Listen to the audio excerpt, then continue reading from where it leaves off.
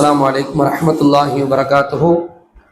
إن الحمد لله نحمده ونستعينه ونستغفره ونؤمن به ونتوكل عليه ونعوذ بالله من شرور أنفسنا ومن سيئات أعمالنا. من يهده الله فلا مضل له ومن يضلل فلا هادي له. أشهد أن لا إله إلا الله وحده لا شريك له. أشهد أن محمدا عبده ورسوله. أما بعد فأعوذ بالله من الشيطان الرجيم. بسم الله الرحمن الرحيم. يا أيها الناس اتقوا ربكم الذي خلقكم من نفس واحدة وخلق منها زوجها وبث منهما رجالا كثيرا ونساء واتقوا الله الذي تساءلون به والأرحام إن الله كان عليكم رقيبا. يا أيها الذين آمنوا اتقوا الله وقولوا قولا سديدا يصلح لكم أعمالكم ويغفر لكم ذنوبكم ومن يطع الله ورسوله فقد فاز فوزا عظيما. يا أيها الذين آمنوا اتقوا الله حق تقاته ولا تموتن إلا وأنتم مسلمون. اللهم صل على محمد وعلى آل محمد كما صليت على إبراهيم وعلى آل إبراهيم إنك حميد مجيد. اللهم بارك على محمد وعلى آل محمد كما باركت على إبراهيم وعلى آل إبراهيم إنك حميد مجيد. கண்ணியத்திற்குரிய எல்லாம் வல்ல அல்லாஹ்வின் நல்லடியார்களே, பாசத்திற்குரிய தாய்மார்களே, சகோதரிகளே, நம்முடைய மதரசா அல் இஹ்சானினுடைய மாணவ செல்வங்களே, தொடராக இந்த பயானில் அல்லாஹ்வினுடைய அருளை வேண்டியவர்களாக மார்க்கத்தின் தெளிவை பெற வேண்டும் என்கிற உயர் நோக்கத்தோடு ஒன்றுகுளில் இருக்கக்கூடிய அனைவர்களின் மீதும் அல்லாஹ்வின் சாந்தியும் சமாதானமும் உண்டாகட்டும் என்று கூறி, இலக்கை அறிவோம் அடைவோம் என்கிற ஒரு தலைப்பில சில தகவல்களை எனக்கும் உங்களுக்கும் உபதேசித்துக் கொள்ள ஆசைப்படுகின்றேன். பொதுவாக நமக்கு முன்னர் வாழ்ந்த பல்வேறு சமூகங்கள், குறிப்பாக அல் குர்ஆனால் உருவாக்கப்பட்ட முதன்மை சமூகமாக இருக்கின்ற சஹாபிய சமூகம், அவர்களுடைய தியாகங்களை எல்லாம் நாம் எண்ணி பார்க்கும் பொழுது மெய் சிலிர்த்து விடுகின்றோம். இவ்வளவு பெரிய தியாகிகளாக அவர்கள் எப்படி மாறினார்கள்?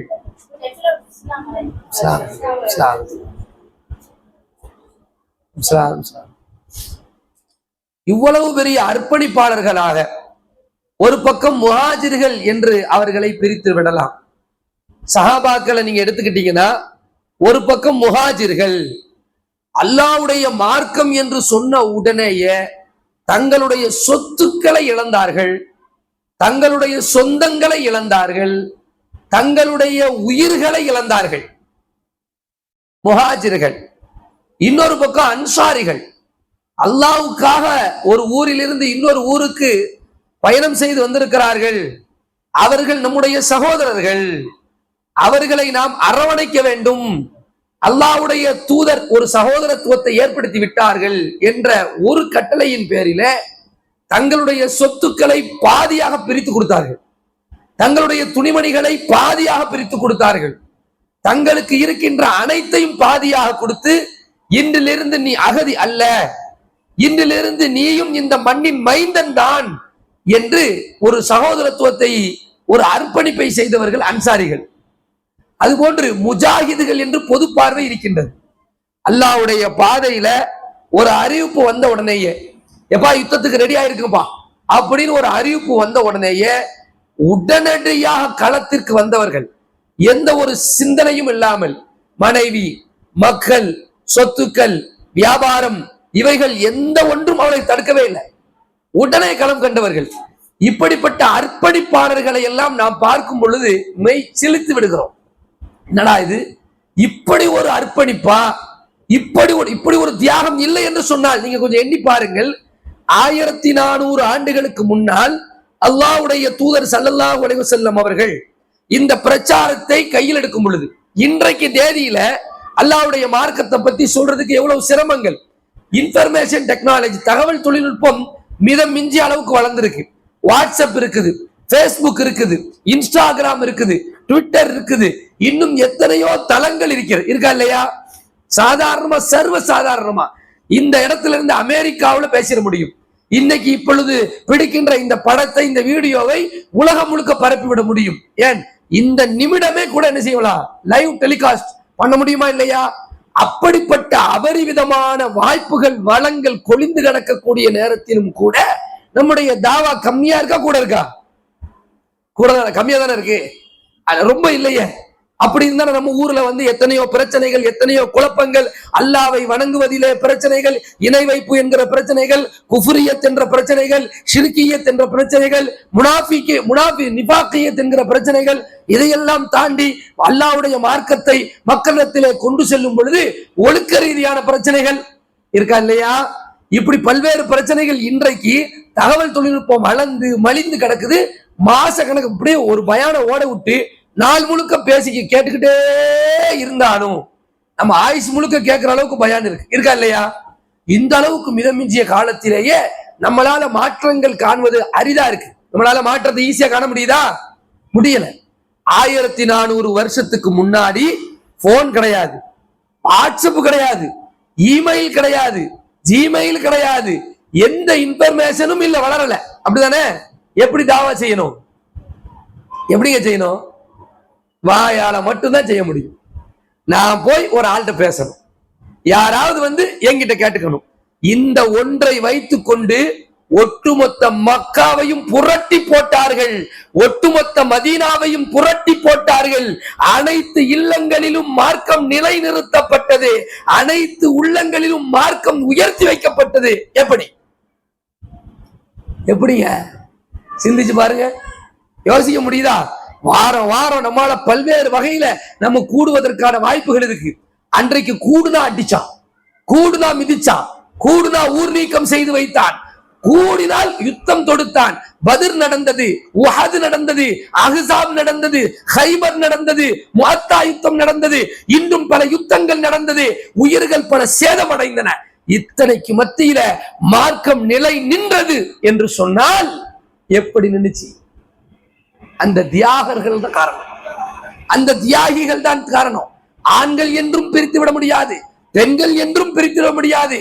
ஆண்களும் பெண்களுமாக சேர்ந்து தூக்கி பிடித்து இந்த மார்க்கத்தை நிலை நிறுத்தினார்களா இல்லையா? சும்மா இல்லை 23 வருஷம் மாற்றம். அப்ப அதை யோசித்து பார்க்கும் பொழுது அவர்கள் இந்த மார்க்கத்துக்காண்டி எல்லாத்தையும் எப்படி வந்தாங்க, எப்படி வந்தாங்கன்னு சொன்னா அதுக்கு ஒரு அடிப்படையான அம்சம் என்ன தெரியுமா? அவர்கள் இந்த உலகத்தின் மதிப்பை விளங்கினார்கள். உலகம்னா என்னையா? அல்லாஹ்வுடைய தூதர் ஸல்லல்லாஹு அலைஹி வஸல்லம் இந்த உலகத்தை பற்றி நமக்கு இந்த உலகம்னா பெருசா தெரியுதா இல்லையா? ஏன்னா உலகம் நமக்கு எப்ப பெருசா தெரியுதோ அப்ப நம்ம மார்க்க பணிகள் குறையும். நம்முடைய தியாகங்கள், நம்முடைய செயல் வீரம், நம்முடைய சிந்தனைகள், நம்முடைய செயற்பாடுகள் எல்லாம் அப்படியே டவுன் ஆகும். அல்லாஹ்வுடைய தூதர் ஸல்லல்லாஹு அலைஹி வஸல்லம் ஒரு செய்தியை சொல்றாங்க. என்ன செய்தி?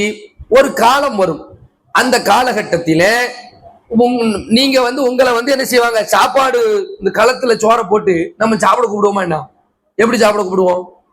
இந்த கல்யாண வீட்டுக்கெல்லாம் பாருங்களேன், காலையில ஃபஜ்ர் தொழுதுட்டு பண்டாதி எல்லாம் வந்துருவாங்க, சமையல்காரங்க எல்லாம் வந்துருவாங்க.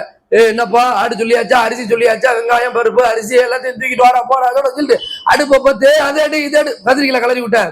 நம்ம ஊரை பார்த்துட்டே இருக்கேன், வட்டம் வட்டம் பார்க்க. உங்க ஊர்ல மாஷா அல்லாஹ் ஒரே கலரியா தான் இருக்கு, பறக்கத்தான ஊரு. ஏன்னா ஒரே பந்தலும் கலரியும் சட்டிப்பான உருண்டுகிட்டே தான் இருக்கு. இன்னைக்கு எது உருளுதான் தெரியல. ஏன்னா அதுல ஒரு அசர்த்து பயானுக்கு ஆள் கம்மியா, கல்யாண ஒரு அசர்த்து. எப்பெல்லாம் இந்த மொசைக்கு கண்ணில் அந்த டைல்ஸ் படுதோ, இன்னைக்கு டைல்ஸ் படல, டைல்ஸ் என்னைக்கெல்லாம் படுதோ அன்னைக்கெல்லாம் சட்டி இருக்கும் வெளியே. ஏன்னா அவ கலரிங்கிறது நமக்கு நல்லாவே தெரியும். கலரி சாப்பாடுன்னு சொன்னா ஆம்பளைக்கு இங்க, பொம்பளைக்கு இந்த ஊடு, ஒரே கரியடைய தாலியடு அதை இதை எடுப்போம். எடுப்பு சாப்பாடு, துடுப்பு சாப்பாடுல இருந்து பல அந்த சாப்பாடு சட்டிய காலியாக்குற வரைக்கும் சமையல்காரருக்கும் ரெஸ்ட் இல்ல, வீட்டுக்காரருக்கும் ரெஸ்ட் இல்ல, இல்லையா? சூறையாட்டப்படும். ஆட்டுக்கறியோ என்னவோ இறைச்சியோ தால்ச்சா பருப்புக்கு தெரியவா சூறையாடப்படும். அல்லாஹ்வுடைய தூதர் ஸல்லல்லாஹு அலைஹி வஸல்லம் ஒரு உதாரணம் சொல்றாங்க. சாப்பாடு தட்டையில் சோத்தை போட்டுக்கொண்டு உண்ண வாருங்கள் என்று எப்படி அழைப்போமோ அது மாதிரி இந்த முஸ்லிம்களை கொல்ல வாருங்கள் என்று அழைக்கப்படும் ஒரு காலம். இன்றைக்கு பலஸ்தீன் மக்கள் கொத்து கொத்தா கொல்லப்பட்டாங்கல்ல, கேட்க நாதி இல்லாம இருந்துச்சுல. இன்றைக்கு அதேதான் இந்தியாவிலே. கொஞ்சம் கூட இந்தியாவிலும் கூட எத்தனை பகுதிகளில் எத்தனை கும்பல் கொலைகள், எத்தனை கூட்டு பலாத்காரங்கள். 2002 குஜராத்திலே நடந்தது, மீரட்டிலே நடந்தது, சூரத்திலே நடந்தது, மும்பை கலவரங்கள். சும்மா சும்மா ஒரு காரணங்களை சொல்லி ஃப்ரிட்ஜில் கறி வச்சிருந்தாருன்னு சொல்லி அகலாக்குன்னு ஒரு ஆளை ஊப்பியில அடிச்சே கொண்டாங்க வயசானவர். அவருடைய பிள்ளை 2 பேரும் நம்ம ராணுவத்துல பணியாற்றிட்டு இருந்தாங்க. அப்படி முஸ்லிம்கள் மீது அவ்வளவு குரோதம். ஒரே ஒரு காரணம் தான், முஸ்லிம்களுடைய சித்தாந்தம் தான் காரணம்.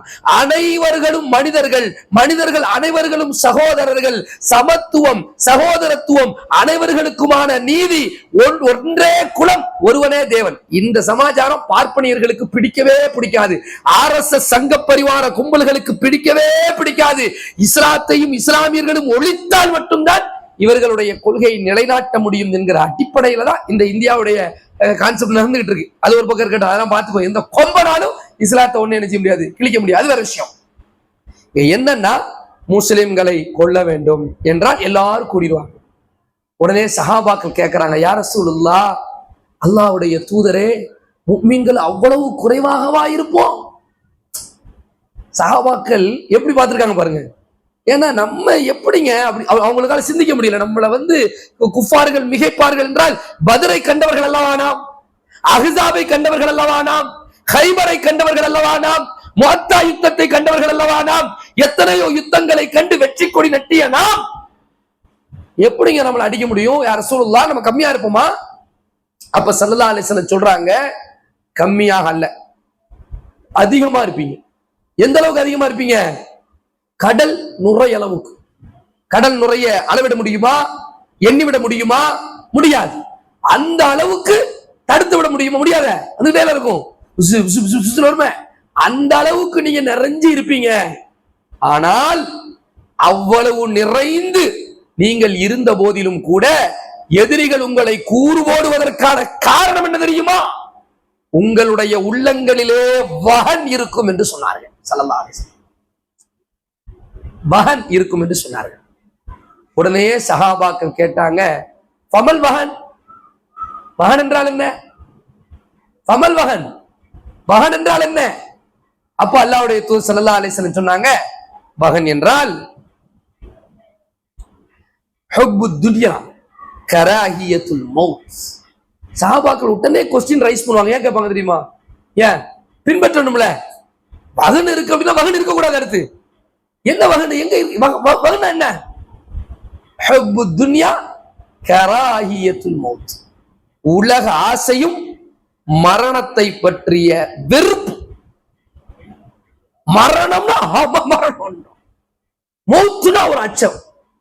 இந்த அச்சம் முஃமினுக்கு இருக்க கூடாதுங்க அடிப்படையில. அல்லாஹ் என்ன சொல்றான்? வலா தஹினு வலா தஹ்ஸனு வஅன்துமுல் அஅலவுன் இன் குன்தும் முஃமினீன். என்ன நடந்து செய்த செயல்களை எல்லாம் எண்ணி என்ன ஐயோ இப்படி செஞ்சிட்டேங்கிற கவலையும் உங்களுக்கு தேவையில்லை. என்ன நடக்க போகிறோம் என்கிற அச்சமும் தேவையில்லை. யாருக்கு? நீங்கள் முஃமின்களாக இருந்தால் நீங்கள் தான் யாரு? உயர்ந்தவர்கள். அன்துமுல் அஅலவுன், அன்துமுல் அஅலா சொல்றது அல்லாஹ் சொல்றான். அன்துமுல் அஅலவுன், நீங்கள் தான் உயர்ந்தவர்கள். நீங்கள் கவலை கொள்ள வேண்டியதும் இல்லை, நீங்கள் அச்சப்பட வேண்டியதும் இல்லை, நீங்கள் முஃமின்களாக இருந்தால். அப்பயே நம்ம பயப்படணும். மரணத்தை கண்டு எதுக்கு பயப்படணும்? அல்லாஹ் இன்னொரு வசனத்துல சொல்லும் போது சொல்றான், நீங்க பயப்படாதீங்க. இந்த மௌத்து வந்துருச்சுன்னு சொன்னா, மரணம் ஒருவருக்கு வந்து விட்டது என்று சொன்னால் மலக்குகள் வருவார்கள். முஃமின்களில் யாருக்கேனும் மரணம் வந்து விட்டது என்று சொன்னால் மாணவர்கள் வருவார்கள். நஹ்னு அவுலியாஉக்கும் ஃபில் ஹயாத்தித் துன்யா வ ஃபில் ஆখিরা, இந்த உலகத்திலும் மறு உலகத்திலும் உங்களுடைய ஃப்ரெண்ட்ஸ் நாங்கள். சொல்றது யாரு? மலக்குமார்கள். யாரிடத்திலே? முஃமின்களிடத்திலே. வலக்கும் ஃபீஹா மா தஸ்தஹி அன்ஃபுசுக்கும் வலக்கும் ஃபீஹா மா ததஊன், உங்களுக்கு என்ன வேணுமோ கேளுங்க. எப்பங்க? மௌத்தின் போது. அப்ப இயல்பில் ஒரு முஃமினுக்கு மரணத்தை கண்டு அச்சமே இருக்கக்கூடாது, பயமே. அவன் முஃமின். முஃமின் என்பவன் ஆணோ பெண்ணோ, முஃமினான ஆணோ பெண்ணோ என்ன இருக்கக்கூடாது? பயம் இருக்கவே கூடாது. இது அசல் முஃமினுடைய பண்பு, இது அசல். அப்ப அதே நேரத்துல மரணத்தை கண்டு விரும்புறது இல்ல. உடனே துவா செஞ்சு யா அல்லாஹ் எனக்கு மூத்த கூட அப்படி கேட்கறது இல்ல. அதுக்கு அர்த்தம் அப்படி கேட்கறது இல்ல. எப்பா என்னப்பா மலக்குமார் வந்துட்டீங்களா? சரி ஓகே கிளம்புங்க. கிளம்பிடுவாங்க. ஏன்னா எதுக்கு ஏங்க இந்த உலகத்துல வாழ்றோம்னு முடிவு பண்ணிருங்க. நம்ம எல்லாரும் சேர்ந்து ஒரு முடிவு பண்ணி தீர்மானம் இருப்போம். இன்ஷா அல்லாஹ் 200 வருஷம் வாழ முடியுமா? நம்மளாம் தீர்மானம் போட்டாச்சு. மதசத்து இஹ்சான் சார்பாக ஒரு தீர்மானம் எடுக்கப்படுகிறது. பெண்கள் ஜமாத் சார்பாக இன்னைக்கு வீராத்தூர்ல உள்ள மக்கள் ஏன்னா ஒரு 200 வருஷம் வாழ்வதாக தீர்மானிச்சு யார் இருக்க முடியும்? முடியாதுங்க. நெவர், நடக்காது. உடனடியாக நகர்ந்துரும். அசல்ல நம்மளால இருக்க முடியாது. அப்ப மரணம் வந்தால் முஃமின் தெளிவாக இருப்பான். ரசூல் ஸல்லல்லாஹு அலைஹி வஸல்லம் சொல்றாங்க, மரணத்தை பற்றிய அச்சமும் உலகத்தில் வாழ வேண்டும், நன்றாக வாழ. வட்டியா வாங்கிக்கோ, பொருளாதாரத்திலே பேணிக்கை இருக்காது, அமானிதத்திலே பேணிக்கை இருக்காது, இபாதத்திலே பேணிக்கை இருக்காது, மார்க்க விவகாரங்களிலே பேணிக்கை இருக்காது, உலக ஆசை மட்டும் மிகைத்திருக்கும். இப்படி என்னைக்கு ஒருத்தன் வந்துருச்சோ அவன்கிட்ட என்ன வந்துருச்சு அர்த்தம்? பிரச்சனை வந்து விட்டது. இதான் ஸல்லல்லாஹு சொன்னாங்க. அந்த நேரத்தில் நம்முடைய வீரம், நம்முடைய மார்க்கத்தின் ஆர்வம், நம்முடைய போர்க்குணம் அனைத்தும் என்ன செய்யும்? செத்து போய்விடும். அதுதான் ஸல்லல்லாஹு அலைஹி வஸல்லம் சொன்னாங்க, உலகம்னா என்னன்னு நீ முதல்ல புரிஞ்சுக்கோ. உன் இலக்கு உலகம் கிடையாது. உலகமா நம்ம இலக்கு? நம்ம இலக்கு உலகமா? இல்லையே. நம்ம நம்பணும், அல்லாஹ்வை நம்பணும். அதுக்கடுத்து என்ன நம்பணும்? மறுமையை நம்பணும்.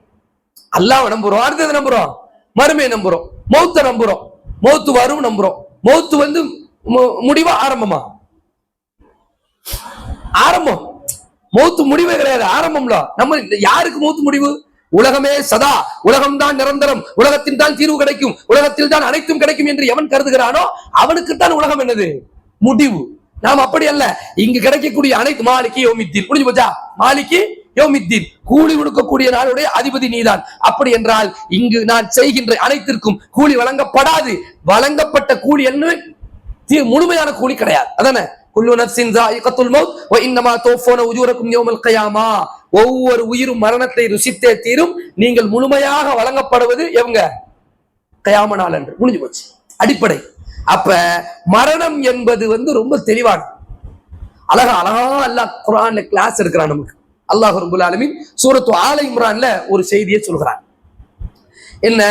زين للناس حب الشهوات من النساء والبنين والقناطير المقنطرة من الذهب والفضة والخيل المسومة والأنعام والحرث.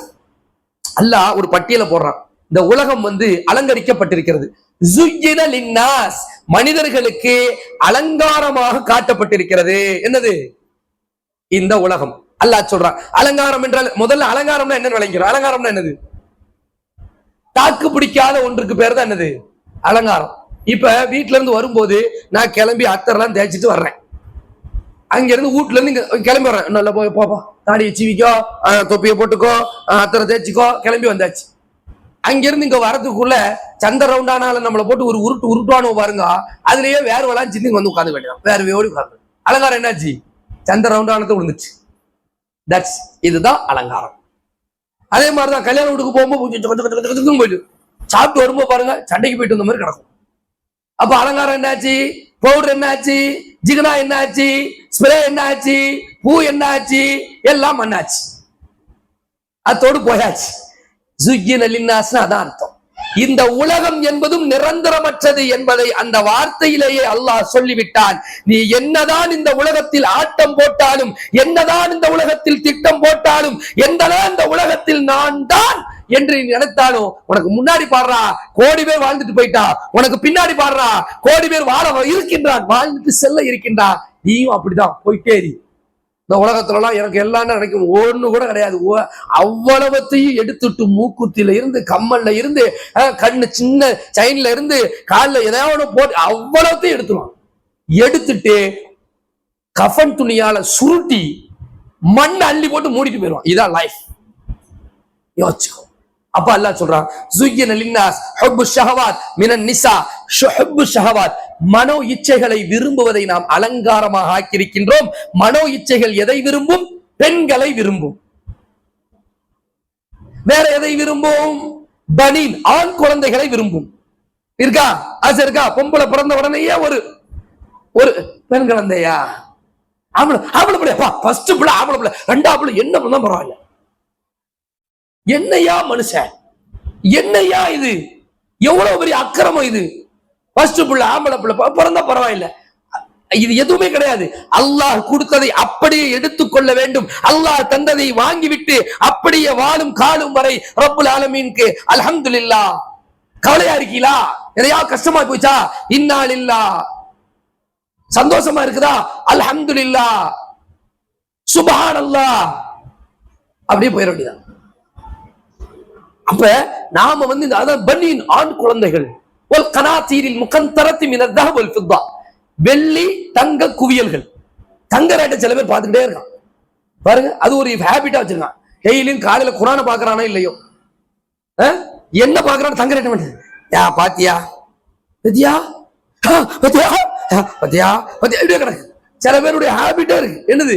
இந்த தங்க விலையை பார்த்தோம்னா பிபி ஏறுது இறங்குது, ஏறுது இறங்குது, ஏறுது இறங்குது, டபக்கு டபக்கு டபக்கு டபக்குன்னு. அதான் அல்லாஹ் சொல்றான், கலாத்தீரில் முகந்தரத்தி மினல் தஹப் வல் ஃபில்லா, தங்கம் வெள்ளி குவியல்கள், இதன் மீது மோகம். ஒரு பொட்டு கொண்டு போறது இல்ல. யோசிச்சு பாருங்க நம்ம நிலைமை எப்படிப்பட்ட நிலைமை பத்தியா? எதையாவது கொண்டு போறோமா? ஏன்னா ஒரு 2 கிராம் மூக்குத்திய வச்சு அனுப்புங்க அந்த அம்மாவை. யாராவது செய்வாளா? அத பங்குக்கு ஆள் நிக்கும். அல்லாஹ் அக்பர். அடுத்த டாபிக் பேசுறது ரொம்ப வருத்தம். எதுக்கு நிக்கும் பாரு? அசம்பாத்து செயின் எனக்கு, கம்மல் எனக்கு தான் அம்மா சொல்லியிருக்கா. இருக்கா இல்லையா? என்னடா வாழ்க்கை இது? என்ன வாழ்க்கை இது? இதான் அல்லாஹ் சொல்றான், அலங்கரிக்கப்பட்டிருக்கிறதையா ஒல் கைலில் முசப்பமா, அடையாளமிடப்பட்ட குதிரைகள், வாகனங்கள் மீது இன்பம் இருக்கும். உங்களுக்கு இருக்கல, எங்களுக்கு இருக்கும். பைக்னா இப்படி ஒரு பைக், பைக் இப்படி இப்படி இருக்கணும். பைக், இந்த பைக் வாங்கிட்டா, அந்த பைக் வாங்கிட்டா. சுப்ஹானல்லாஹ். வல் கைலில் முசப்பமா வல் அன்ஆம், கால்நடைகள், வல் ஹர்ஸ், தரிசு நிலங்கள், இவைகள் எல்லாம் இந்த உலகத்தில் அலங்காரமாக காட்டப்படும். பவுடர் அலங்காரம்னா என்னது? பவுடர்னு விளக்கிடுங்க. பவுடர் எவ்வளவு நிக்கும்? எவ்வளவு நிக்கும்? அவ்வளவுதான். அதான் உலகம். இதுதான்ப்பா உலகம் அப்படின்னு நல்லா சொல்ற. கடைசியில நெற்றி போட்டு தெரிப்பதை போன்று அந்த வசனத்தை முடிக்கின்றான். ஸாலிக மதாஉல் ஹயாத்தித் துன்யா, இது அவ்வளவுமே இந்த உலகத்தின் இன்பங்கள். That's all. உலகம் தான் போ. வல்லாஹு இன்தஹு ஹுஸ்னுல் மஆப், அல்லாஹ்விடத்திலே இதை விட சிறந்த தங்குமிடம் இருக்கிறது. எவ்வளவு அழகான வார்த்தை! இதை விளக்கி அடுத்த வசனத்தில் அல்லாஹ் சொல்றான். ஏன்னா சஹாபாக்கள் இதை விளங்கினார்கள். சஹாபாக கம்பேர் பண்ணாங்க, ஒப்பிட்டு பார்த்தார்கள். நாம் வாழ்கிற உலகத்தின் நிலை என்ன, நாம் செல்ல போகின்ற உலகத்தின் நிலை என்ன. வல்லாஹு இன்தஹு ஹுஸ்னுல் மஆப், அல்லாஹ்விடத்திலே சிறந்தது இருக்கிறது. அடுத்த வசனத்தில், அதே ஆல இம்ரான்ல அடுத்த வசனத்தில் அல்லாஹ் சொல்கிறான், குல் உனப்பியுக்கும் பிகைரின் மின் தாலிகும் லில்லதீன தகவ் இன்த ரப்பிஹிம் ஜன்னாத்துன் தஜ்ரி மின் தஹ்திஹல் அன்ஹார் காலிதீன ஃபீஹா வ அஸ்வாஜும் முத்தஹ்ஹரத்தும் வ ரிதுவானும் மினல்லாஹ் வல்லாஹு பஸீரும் பில் இபாத். நபியே, நீங்கள் சொல்லிவிடுங்கள், யாரெல்லாம் இந்த உலகத்தில் இறைவனை அஞ்சி வாழ்ந்தார்களோ, பேச்சிலே, செயலிலே, பார்வையிலே, நடத்தைகளிலே, ஒழுங்குமுறைகளிலே, உறவு நலன் பேணலிலே, நட்பு பாராட்டுவதிலே, நல்லதை அறிந்து கொள்வதிலே, தீமையிலிருந்து தவிர்ந்து கொள்வதிலே, உலக வாழ்க்கையிலே ஒட்டுமொத்தமாக தாங்கள் வாழ்கிற போது இறைவனை அஞ்சி அஞ்சி அஞ்சி ஒவ்வொரு விஷயத்திலும், உடுப்பிலும், எடுப்பிலும், தொடுப்பிலும், அனைத்து விஷயங்களிலும் அல்லாஹ் என்று அஞ்சி வாழ்ந்தார்களே, அந்த மக்களுக்கு சிறப்பான ஒன்றை நாம் தயார் செய்து வைத்திருக்கிறோம். எப்படி பத்திலா? குல் அஉனப்பியுக்கும் பிகைரின் மின் தாலிகும், நபியே மக்களுக்கு அறிவித்து விடுங்கள், இந்த உலகம், இந்த பெண்கள், இந்த ஆண் குழந்தைகள், இங்க தங்கம் வெள்ளி குவியல்கள், அடையாளமிடப்பட்ட குதிரைகள், கால்நடைகள், தரிசு நிலங்கள், இவைகள் எல்லாம் விட சிறந்த சொர்க்கங்கள், கீழே ஆறுகள் ஜல ஜல ஜல ஜல ஜல ஓடிக்கொண்டிருக்கக்கூடிய ஆறுகள், பூத்து குலுக்கக்கூடிய தோட்டங்கள், துறவுகள், நிம்மதியான வாழ்க்கை. நிம்மதி என்றால் கம்ப்ளீட் நிம்மதி. காலிதீன ஃபீஹா, நிரந்தரமான உலகம். இந்த ஃபேன், இந்த லைட், இந்த பில்டிங், இந்த உடைகள், இந்த நான், இந்த நீங்கள் அனைத்தும் அழிந்து போய்விடும். சொர்க்கத்துல ஒண்ணு கூட அழியாது. அதின், சொர்க்கத்துக்கு பேர் என்னது? அதின், நிரந்தரம். அல்லாஹ் ரப்புல் ஆலமீன் இப்படி சொன்னார். இந்த சஹாபாக்கள் இதை அப்படியே பிடித்து கொண்டார்கள். உலகம் சும்மா, உலகம் சும்மா. உலகத்துல ஹலால் ஹராமை பேணி வாழ்பவன் மட்டும் தான் புத்திசாலி. ஆணாக இருந்தாலும் சரி, பெண்ணாக இருந்தாலும். பேச்சிலே, சொல்லிலே, செயலிலே, இன்பங்களை அனுபவிப்பதிலே ஹலால் ஹராம் இதுல ரொம்ப தெளிவாக சஹாபாக்கள் இருந்ததுனால அவர்களுக்கு யுத்தங்கள் எல்லாம் சொர்க்கத்தின் சாலைகளாக மாறின. யுத்தங்கள் எல்லாம் சொர்க்கத்தின் தென்றல்களாக வீசின. அதனால் அவர்கள் அதை பெரிதாக கருதுவதில்லை. கைகள் துண்டிக்கப்பட்ட போதும், உடல்கள் சிதைக்கப்பட்ட போதும் மீண்டும் மீண்டும் மீண்டும் களத்தை நோக்கி அவர்களுடைய ஈமானின் வலிமையை நாம் வரலாற்றின் வரிகளிலே பார்க்கும் பொழுது அவர்களுக்கு ஒரு 100 உயிர் வழங்கப்பட்டு 100 முறை ஷஹீதானாலும் அவர்கள் அதை ஏற்றுக்கொள்ள தயாராக இருந்தார்கள். ஏனென்றால் எதிர்கொள்ள நிற்பது சொர்க்கம், செல்லவிருப்பது சொர்க்கம். அனஸ் பின் நதுர் ரலியல்லாஹு அன்ஹு அவர்கள் ஒரு சஹாபி. அனஸ் பின் நதுர் ரலியல்லாஹு தஆலா அன்ஹு அவர்கள் பத்ர் யுத்தத்திலே கலந்து கொள்ள முடியவில்லை, எங்கோ சென்று விட்டார்கள். பத்ர் யுத்தம் என்பது ஆக்சிடென்டலாக நடந்த யுத்தம். திடீரென்று நடந்த யுத்தம். என்ன யுத்தம்? பத்ர் யுத்தம். பத்ர் யுத்தம் என்பது திட்டமிடப்பட்டு நடக்கவில்லை. அவர்கள் எல்லோரும் ஒரு வியாபார கூட்டத்தை பிடிப்பதற்காகத்தான் சென்றார்கள். ஒரு வியாபார கூட்டத்தை பிடிப்பதற்காக சென்ற இடத்திலே நீங்கள் பிடிக்க வேண்டியது வியாபார கூட்டம் அல்ல, உங்களை அழிக்க காத்திருக்கின்ற 1000 எதிரிகள் என்பது அல்லாஹ் தான் தீர்மானிச்சார். வரலாற்று தெரிஞ்சவங்க அதை தெரிஞ்சுக்கலாம். அப்ப பத்ர் யுத்தம் திடீர் நடந்ததுனால எல்லாரும் தேர்ந்தெடுத்து வர முடியல. 313 பேர் அல்லது 314 பேர் அங்க போனாங்கல்ல, அவங்க போய் கலந்துட்டாங்க. யாரெல்லாம் போகலையோ அவங்க எல்லாம் கலந்துக்கல. இன்ட்ரெஸ்டடா போறவங்க அப்படி இல்ல. அனஸ் பின் நதுர் ரலியல்லாஹு அன்ஹு பத்ர்ல கலந்துக்கல. பத்ர் எல்லாம் முடிந்து விட்டது. ஊரே பத்ரை பற்றி பேசுகிறது. ஊரே பத்ரை பற்றி பேசுகிறது. பத்ரில் முஹம்மது வென்று விட்டார், பத்ரில் இறை உதவியை கண்டு விட்டார்கள். வெறும் 313 அல்லது 314 பேரு. ஒரு ஆயுதங்கள் கிடையாது, நிராயுத பாணிகள், வயதானவர்கள், போருக்காக தயாரானவர்கள் கிடையாது. அவர்கள் மதீனா, மக்காவில் இருந்து மதீனா சென்று ஒழுங்கான உணவில்லை, ஒழுங்கான உரை விடமில்லை. இப்படிப்பட்ட பலகீனர்கள் அல்லாஹ்வுடைய உதவியை வென்று நாடே என்ன செய்யுது? பேசுது, ஊரே பேசுது. அப்ப போவாத சஹாபிகளுக்கு ஒரு காம்ப்ளெக்ஸ் உண்டாகும்ல.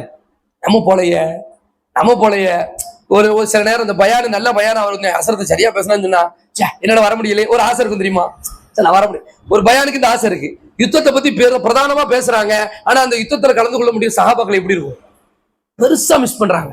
அப்படி மிஸ் பண்ணதுல அனஸ் பின் நதுர் ரலியல்லாஹு அன்ஹு ஒருத்தர் மிஸ் பண்றாங்க. ஆஹா, கலந்துக்க முடியலையே.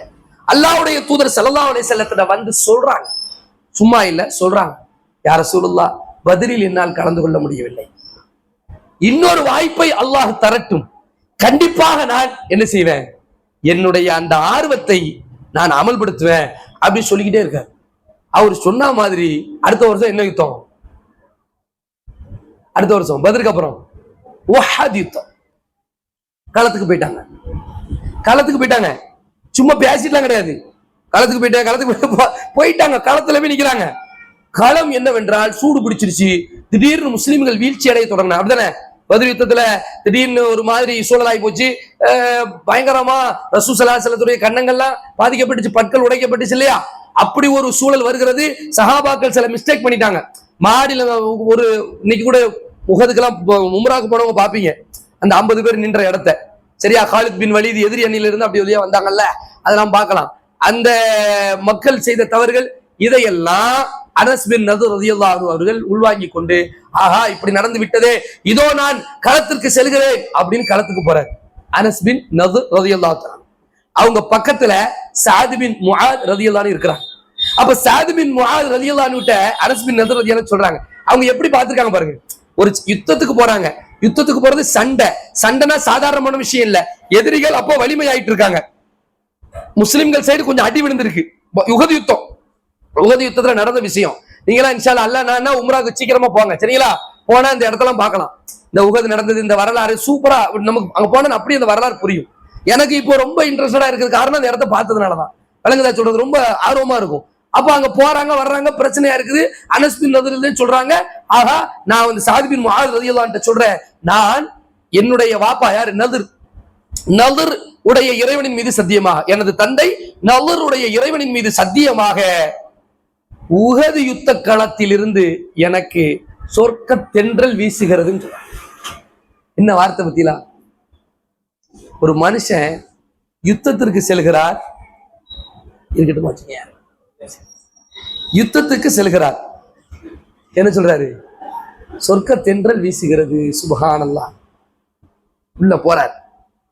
உள்ள போனா அம்புகள், வாட்கள், கத்திகள் அனைத்தையும் எதிர்த்து சரமாரியாக அவருடைய அந்த உத்வேகம், களமாடுகிறார், எதிரிகளை துவம்சம் செய்கிறார்.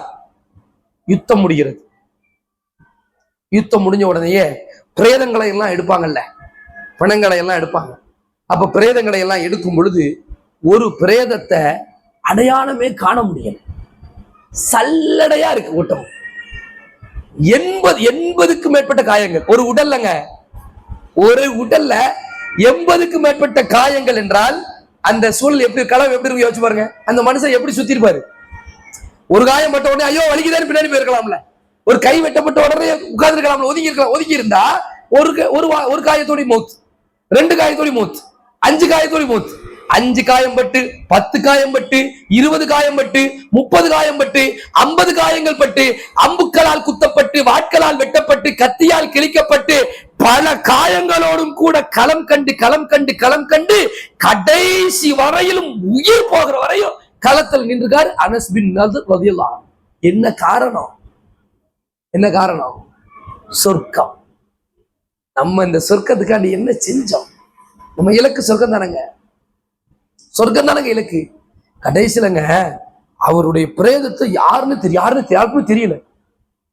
அனஸ் பின் நதரை காணல, ஆனா இந்த பிரேதம் யார் உடல்னு தெரியல. அவங்க அக்கா தங்கச்சி ஒரு சகோதரி வர்றாங்க. அந்த கையில உள்ள விரல் நுனிய பாக்குறாங்க. விரல் நுனிகள்ல சில அடையாளங்கள் அவங்களுக்கு தெரியலாம். கணவனை பத்தி மனைவிக்கு தெரியலாம், மனைவி பத்தி கணவன் தெரியலாம், அக்கா தங்கச்சி உடன்பிறப்பு தெரியலாம். அதை பார்த்துட்டு இவர் என்னுடைய சகோதரர் தான் ஃபர்ஸ்ட் பார்த்துட்டு இல்லைன்னு போயிட்டாங்க. அடுத்து திரும்ப வந்து பார்த்துட்டு என்ன செஞ்சாங்க? அடையாளப்படுத்தினாங்கன்னு சொன்னா அவங்க இந்த உலகத்தெல்லாம் ஒரு பொருட்டை காலில் உள்ள தூசி மாதிரி மதிச்சாங்க உலகத்தை. அதனால அவங்களுக்கு எதுவுமே தடையில. ஃபஜருக்கு தொலை வர்றது ஈஸியா இருந்துச்சு, மார்க்கத்துக்கான கொடுக்க அவ்வளோதையும் கொடுத்துட்டு போயிட்டாங்க. நீங்கள் நன்மை அடைய வேண்டும் என்று சொன்னால் நீங்கள் விருப்பமானதை கொடுக்க வேண்டும். ஒரு சொத்தை கொண்டு கொடுத்துட்டு போயிட்டாங்க. பைரோஹா தோட்டத்தை அபூ தல்ஹா பாக்குறோமா இல்லையா? அல்லாவுடைய விருந்தாளி வீட்டுக்கு கூட்டு போறீங்களான்னு சொன்ன உடனே வீட்டுல உணவு இருக்கா இல்லையா தெரியல. அல்லாவுடைய விருந்தாளி கூட்டு போறேன்னு சொல்லி பிள்ளைக்கு வச்ச உணவை பிள்ளைய தாக்காட்டி தூங்க வச்சுட்டு பிள்ளைக்கு வச்ச உணவை அல்லாவுடைய விருந்தாளிக்கு கொடுத்து கணவனும் மனைவியும் பட்டினியோடு தூங்கி மறுநாள் காலையில ஃபஜ்ருக்கு போகும்பொழுது அல்லாவுடைய தூதர் ஸல்லல்லாஹு அலைஹி வஸல்லம் சொல்றாங்க, உங்க வீட்டுல நேத்து என்ன நடந்துச்சு? அல்லாவே பார்த்து சிரித்து விட்டார் என்று சொல்லி அவர்களுக்கு ஒரு கிரேடு வழங்கப்பட்டுச்சு. அப்படி பசி பட்டினியோடு கொடுத்தது சொர்க்கத்திற்காக. சொத்துக்களை வாரி கொடுத்து நம்ம இலக்கு சொர்க்கம் தான். நல்ல விளங்கிடுங்க. அவ்வளவுதான். நாம கொடுக்கிற 1 ரூபா தர்மமா இருக்கலாம், 1 கோடி ரூபாய் தர்மமா இருக்கலாம். இலக்கு என்னது? இன்ஷா அல்லாஹ் கணவனுக்கு கட்டுப்பட்டு நடக்கிறதா இருக்கலாம், பிள்ளைகளை நல்லபடியா உருவாக்குறதா இருக்கலாம். அனைத்தும் இங்க வந்திருக்கோம். எதுக்கு வந்திருக்கோம்? இன்ஷா அல்லாஹ் எதுக்கு வந்திருக்கியா? சொர்க்கம். இன்ஷா அல்லாஹ் இலக்கு சொர்க்கம். இலக்கை அறிவோம், இலக்கை அடைவோம் இன்ஷா அல்லாஹ். அல்லாஹ்வுடைய தூதர் ஸல்லல்லாஹு அலைஹி வஸல்லம் அவங்க என்ன பண்றாங்க? ஃபர்ஸ்ட் சஹாபாக்களுக்கு புரிய வச்சது உலகம்னா என்ன, அதை தெளிவா புரிய வச்சாங்க. உலகம்னா என்ன பாடி, எவ்வளவு நாள் வாழ்வோம், இங்க பல வகையில இருக்கும். இப்ப எனக்கு ஒரு 39 40 பிளஸ் 40 வச்சுக்கிடுங்க, 40. அப்ப இங்க ஒரு 30, 25, 50, 60 இதான் நம்பர்ஸ் தானே. மௌத் எப்போன்னு யாருக்கா தெரியுமா? யாருக்கா தெரியுமா? உமா உட்காந்துருக்காங்க, அல்லாஹ்வுடைய கிருபையால அவங்க வயசுல நான் எங்க உட்கார்ந்துருப்பேன்னு எனக்கு தெரியுமா? சில நேரம் பள்ளியாசலுக்கு போனா சில வயசானவங்க தொழுவாங்கல்ல, அவங்க தப்பா தொழுறாங்க, சரியா தொழுறாங்க. அவங்க தொழுவும் போது நம்ம நினைக்கிற ஒரே சிந்தனை என்ன தெரியுமா? அவங்க வயசுல நான் என்ன பண்ணிட்டு இருக்கேன். ஒரு பெரிய விஷயம் இல்லைங்க. வயசு நீளுறதுலாம் விஷயமே கிடையாது. அல்லாஹ் எனக்கு நீண்ட ஆயுச கொடு, பெரிய விஷயம் கிடையாது. நீண்ட ஆயுள் கூடுவதோடு அமலும் கூட வேண்டும், அதான் பெரிய விஷயம். அமல் கூடாத ஆயுள் என்பது குப்பைக்கு சமம். அதுக்கு நம்ம செத்து போயிருக்கலாமே. அமல் கூடாத ஆயுள் வச்சிருங்க செய்யுது. 100 வருஷம் ஒருத்தன் தொலைவே போக மாட்டான். என்ன சல்லி பைசா பிரயோஜனம் இருக்கா? அதனால உலக வாழ்வு என்பதை எப்படி நாம் புரிந்து கொள்ள வேண்டும்? உலகத்தை புரிந்து கொள்வது எப்படி? அல்லாஹ்வுடைய தூதர் ஸல்லல்லாஹு அலைஹி வஸல்லம் அவர்கள் ஒரு முறை பஜாருக்கு செல்கிறார்கள். பஜாருக்கு செல்லும் பொழுது செத்து போன ஒரு ஆடு கிடக்கிறது. அந்த ஆட்டை எடுத்து அல்லாஹ்வுடைய தூதர் ஸல்லல்லாஹு அலைஹி வஸல்லம் தன்னுடைய கைகளால் அந்த இடது கையால் அந்த ஆட்டை தூக்குறாங்க. தூக்கிட்டு யாராவது ஒரு திருகத்துக்கு வாங்கிக்கிறீங்களா கேட்கிறாங்க. ஒரு திருகம். அப்போ சஹாபாக்கள், இது ஒரு பிராக்டிக்கலான ஒரு கிளாஸ், அப்படிதானே? தூக்கிட்டு யாரும் வாங்கிட்டு போயிரு. அந்த ஆடு ஒரு ஸ்பெஷல் ஆடு, என்ன தெரியுமா? கண்ணு வேற கிடையாது. ஆடு வளர்க்குறவங்களுக்கு ஒரு இன்ட்ரெஸ்ட். சில பேர் பார்த்தீங்களா, சில பேர் ஆடு மேல அவ்வளவு கிறுக்கனா இருக்கணும். ஒரே அவங்களுக்கு ஆடு இல்லாம இருக்கு. வீட்டுல எப்பவுமே என்ன இருக்கும்? ஆடா அவர் சவுண்டு கேட்டாலும் தூக்கமே வரும் அவருக்கு. அப்படியே ஆடு புழுக்கையா போட்டிருக்கும். நமக்கு உடுக்கு போறதுக்கே எரிச்சலா இருக்கும். அவன் புழுக்கையில அப்படியே மல்லிகைப்பூ மாதிரி ஃபீல் பண்ணுவான். இருக்காங்க அப்படி. அப்ப இந்த ஆடை அப்படி கூட்டு வரும்போது சில பேர் அதுல ஒரு இன்ட்ரெஸ்ட். குருட்டு ஆடை யாரா வளர்ப்பாங்களா? குருட்டு அந்த ஆடு எப்படி இருக்கணும்? பாக்கிறதுக்கு ஜவான். சில பேர் ஆட்டுக்கு முடி வெட்டி விட்டு போய் கிடையாது. ஆட்டத்தை பாரு, சிங்க பாரு. ஆடு ஆடு மாதிரி தான் அழகு. ஆடு சிங்க மாதிரி இருக்குமா? செத்து போன ஒரு குருட்டு ஆடு அல்லாஹ்வுடைய தூதர் ஸல்லல்லாஹு அலைஹி வஸல்லம் எடுக்கிறாங்க. இந்த ஆடு சஹாபாக்கள் அழகா நச்சுன்னு பதில் சொன்னாங்க. அல்லாஹ்வுடைய தூதரே, இது உசுருடன் இருந்தாலே மதிப்பில்லை. குருட்டு ஆடு யாவும் வளர்ப்பான்? செத்து போன குருட்டு ஆடு ஒருபோது மதிப்பற்றது. அப்ப சொல்றாங்க ஸல்லல்லாஹு அலைஹி வஸல்லம், ஏப்பா இப்ப ஜட்ஜ் பண்ணீங்கல்ல, மதிப்பு இல்லைன்னீங்கல்ல, அல்லாஹ்வுடைய பார்வையிலே சொர்க்கத்தை கம்பேர் பண்ணும் பொழுது, சொர்க்கத்தை ஒப்பிடும் பொழுது இந்த உலகம் என்பது உங்களுடைய பார்வையில் இந்த செத்து போன ஆட்டுக்கு சமம். அதுக்குதான் மனுஷன் ஓடுறான். அதுக்குதான் சகோதரிகளை துண்டித்து வாழ்றான், சகோதரர்களை துண்டித்து வாழ்கிறான், உறவுகளை நொறுக்கி தள்ளுகிறான், அண்டை வீட்டுக்காரர்களை அடித்து விரட்டுகிறான். இதெல்லாம் எதுல? உலகம். அப்ப இது சஹாபாக்களுக்கு நல்ல உணர்த்தப்பட்டது. அது மாதிரி அல்லாஹ்வுடைய தூதர் ஸல்லல்லாஹு அலைஹி வஸல்லம் ரொம்ப சூப்பரா கிளாஸ் எடுப்பான். அவங்க வீட்டுல ஆயிஷா ரலியல்லாஹு அன்ஹா வீட்டுல ஒரு ஆடு அறுக்கப்படுது. நல்ல ஆடு அறுத்து ரசூலுல்லாஹ் வெளியே போயிட்டாங்க. வெளியே போயிட்டு வர்றாங்க. இங்க ஆயிஷா நாயி ஆடு அறுத்து எரிஞ்சிடறாங்க. பக்கத்து உடைய தோடு ஏழை எளியவர்கள் அது சப்ளை பண்ணிடுறாங்க. அல்லாஹ்வுடைய தூதர் ஸல்லல்லாஹு அலைஹி வஸல்லம் வீட்டுல ஆடு அறுத்தா எப்படி? அவ்வளோத்தையும் ஃப்ரிட்ஜுக்குள்ளே வச்சிருப்பாங்க. ஃப்ரிட்ஜுக்குள்ள மடக்கி ஈரலை எடுத்து தனியாவை காலு ஏன் வேணுமா? காலுல இருந்து எல்லாத்தையும் எடுத்து எல்லாம் கிளீனா பக்காவா நெஞ்சாச்சு. எல்லாத்தையும் கொடுத்துட்டாங்க. ஆயிஷா ரலியல்லாஹு அன்ஹா ரசூலுல்லாஹி ஸல்லல்லாஹு அலைஹி வஸல்லம் வராங்க. யா ரசூலுல்லாஹ், யா ஆயிஷா. ஆயிஷா ரசூலுல்லாஹ் கிளாஸ் எடுக்கிற மெத்தட பத்திலா அழகா கிளாஸ் எடுக்கிறாங்க. இன்ஷா அல்லாஹ் சொர்க்கத்துல போய் பார்க்கணுங்க. அவங்க வர்றாங்க. யா ரசூலுல்லாஹ், யா ஆயிஷா, இந்த ஆடு அறுத்தமே அதுல ஏதாவது மிச்சம் இருக்கான்னு கேக்குறாங்க. உடனே ஆயிஷா ரலியல்லாஹு அன்ஹா, ஆமா உங்களுக்கு பிடிச்ச, நீங்க நல்ல விரும்பி, ரசூலுல்லாஹ் என்னைக்குமே எனக்கு இது பிடிக்காது பிடிக்குன்னு சொன்னது இல்ல. உலக விஷயத்துல பெருசா அவங்க அலட்டிக்க மாட்டாங்க. என்ன இருக்கோ சாப்பிட்டுக்குவாங்க, குறை சொல்ல மாட்டாங்க. அப்படிதான் கேட்டிருக்க ஹதீஸ். ஆனா அவங்க விரும்பி சாப்பிடுற ஒரு பகுதி இருந்திருக்கு. அது ஆட்டுல எது? முன் சப்பை கறி. முன்னங்காலுடைய அந்த தொடை பகுதியுடைய அந்த இறைச்சி இருக்குல்ல, அது யாருக்கு ரொம்ப பிடிச்சிருக்கு? சாஃப்டா இருக்கும். மற்ற பகுதிகளை விட பொதுவாகவே ஆட்டுல பாத்தீங்கன்னா சக்கையான பகுதிகளும் உண்டு. இந்த எலும்பை ஒட்டிக்கிட்டு இருக்கும் பத்தியா, அதுல சுவை அதிகமா இருக்கும். பொதுவா அதுல முன்சப்பை கறியில ரொம்ப டேஸ்டா இருக்கும். அப்படியே கலட்டி எடுத்து அப்படி சாப்பிடும் பொழுது அழகா பிச்சு அப்படியே வேகும் போது ரொம்ப வேக்காடு சூப்பரா இருக்கும். ஒரு ஆட்டிலேயே வேக்காடு. ரசூலுல்லாஹி ஸல்லல்லாஹு அலைஹி வஸல்லம் ரொம்ப ரசிச்சு சாப்பிட்டுருக்காங்க. இது ஆயிஷா ரலியல்லாஹு அன்ஹா. ஒரு மனைவிக்கு அழகு என்ன தெரியுமா? கணவனுக்கு எது பிடிக்குமோ அதை கொண்டு வந்து வைக்கணும். கோபத்துல பிடிக்காத கொண்டு வந்து முன்னாடி சாப்பிடல. அப்பா சாப்பிடு, திட்டிட்டு போனீங்க, பிடிச்சது என்னன்னு தெரிஞ்சுக்கணும். அது ஒரு பாடம் தானங்க. கணவருக்கு பிடிச்சது என்னதுன்னு தெரிஞ்சுக்கணும். உங்களுக்கு பிடித்த அந்த முன்சப்பை கறியை நான் என்ன செஞ்சிருக்கேன், எடுத்து வச்சிருக்கேன். உடனே ஆயிஷா, ஆயிஷா, இந்த முன்சப்பை கறி மட்டும்தான் செலவாகி இருக்கிறது, மற்ற அனைத்தும் சேமிக்கப்பட்டு விட்டது. சுப்ஹானல்லாஹ். எப்படி? எது யதார்த்தம்ங்கிறத சொல்றாங்க. எப்பா நீ 40 வருஷம் இந்த உலகத்துல ஓடுற, ஆடுற, சேமிக்கிற, எதையெல்லாம் இறைப்பாதையில் நீ வழங்கி இருக்கின்றாயோ அது மட்டும் சொர்க்கம் தான் சேவ். மத்ததெல்லாம் ரசூலுல்லாஹி சொல்லியிருக்காங்களா இன்னொரு ஹதீஸ்ல, உனக்கு சொந்தம் எதுப்பா? உண்டு கழித்தது, உடுத்து கிழித்தது, அல்லாஹ்வுக்காக நீ செலவு செய்தது. அது நேரமா இருந்தாலும் சரி, பொருளாதாரமா இருந்தாலும் சரி, இதுதாங்கிறத. அதனாலதான் அந்த சஹாபிகள் ரொம்ப தெளிவாக களமாடி இருக்கிறாங்க.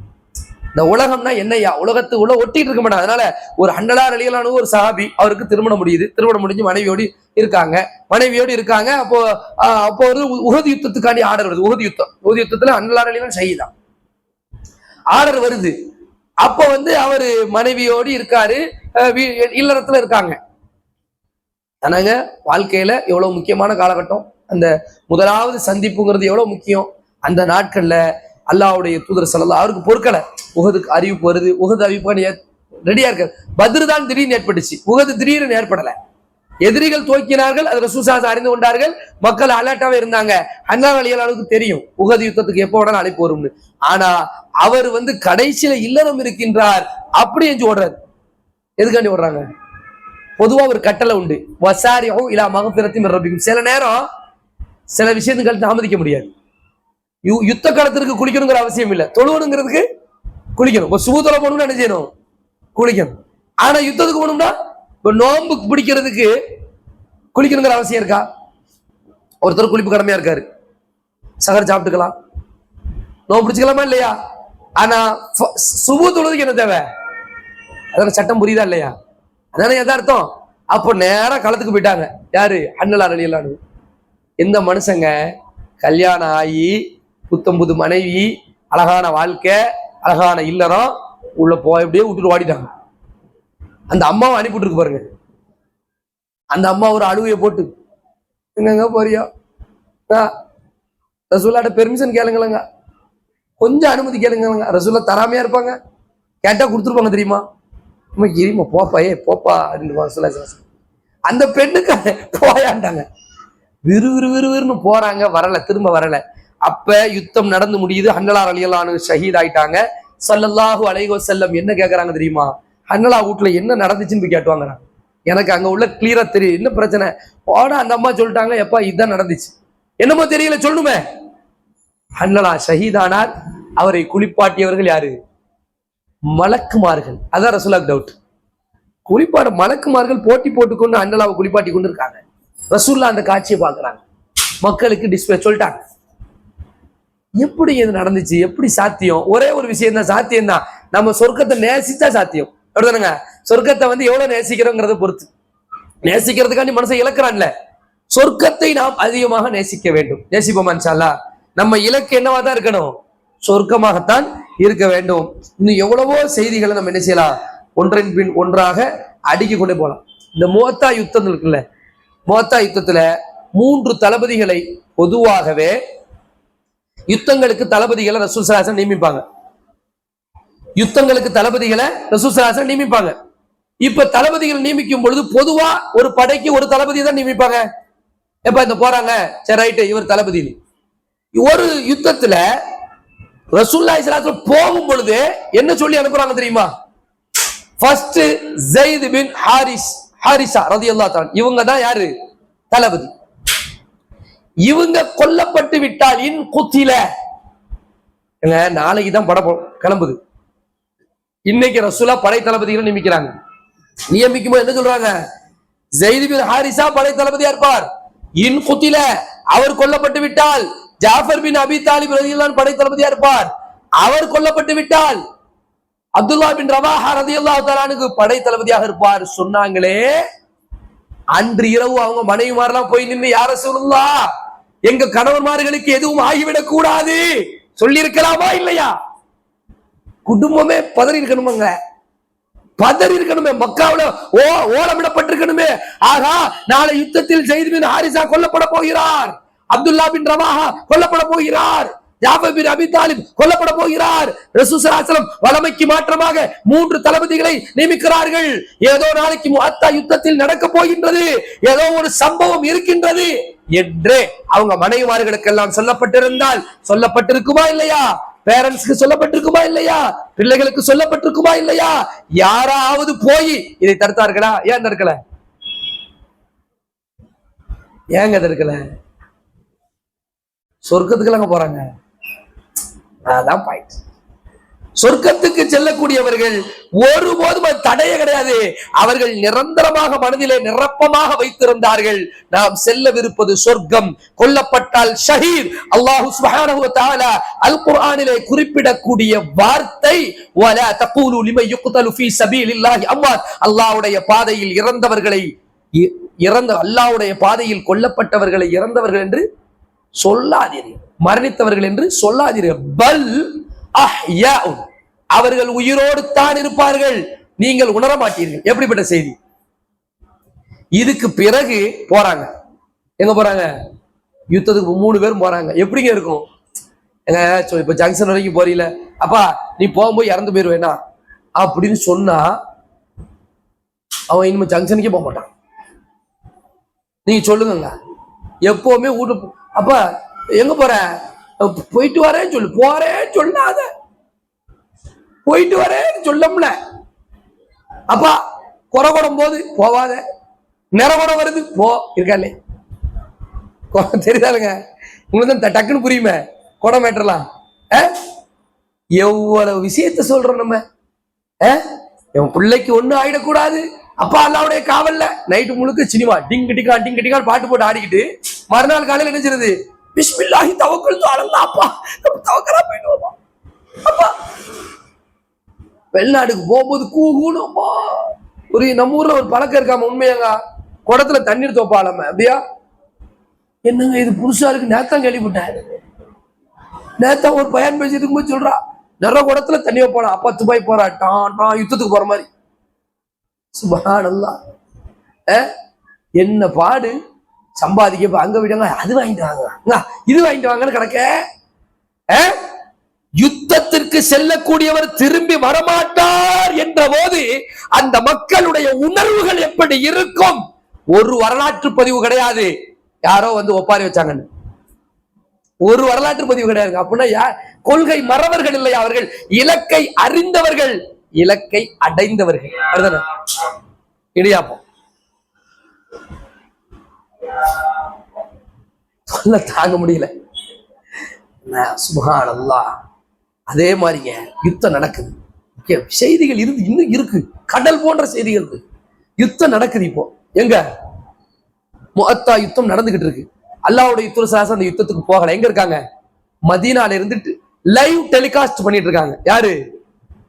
அல்லாஹ்வுடைய தூதர் இங்க உட்கார்ந்துட்டு அல்லாஹ் அறிவிச்சு கொடுக்குறான், யுத்தத்துல நடக்கிறதெல்லாம் மக்கள்கிட்ட சொல்லிட்டு இருக்காங்க. மக்கள் அங்க இருப்பாங்கல்ல, அவங்க சொல்லிட்டு இருக்காங்க, ஸைத் பின் ஹாரிஸா கொல்லப்பட்டு விட்டார். சுப்ஹானல்லாஹ். இப்பொழுது ஜாஃபர் பின் அபி தாலிப் கையிலே கொடி உள்ளது, இஸ்லாமிய கொடி. கொஞ்ச நேரம் போகுது, திரும்ப அல்லாஹ் அறிவிச்சு கொடுக்குறான், ஜாஃபர் பின் அபி தாலிப் கொல்லப்பட்டு விட்டார். இப்பொழுது அப்துல்லா பின் ரவாஹா கையிலே கொடி இருக்கின்றது. அப்துல்லா இப்னு ரவாஹா கொல்லப்பட்டு விட்டார். அடுத்து யார்கிட்ட கொடி போகுதுன்னு சொல்றேன். அதுக்கு முன்னாடி ஒரு மேட்டர். ஜாஃபர் பின் அபி தாலிப் இருக்காங்கல்ல, அவங்களுக்கு ஒரு பேரு தய்யார் அப்படின்னு சொல்லுவாங்க. அவர் கொல்லப்படும் பொழுது கைகள் வெட்டப்பட்டுச்சுல, ஒரு கை வெட்டின உடனேங்க இன்னொரு கையை வச்சு கொடையை பிடிச்சாங்க. உடனே விடல கொடிய.